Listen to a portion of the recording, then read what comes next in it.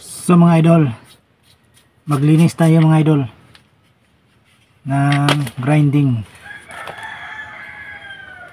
So ito dapat ang gagamitin natin mga idol para matanggal yung nasa sulok-sulok mga idol. Ganito mga idol, oh. Yung ganitong brush mga idol, yung malambot, para hindi magasgas. Ganyan lang mga idol, oh. Itong mga sulok-sulok mga idol, masungkit mo yung mga dumi-dumi mga idol.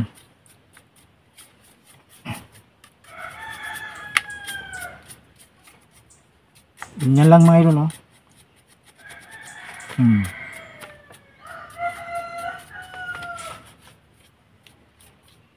Wala na, linis na.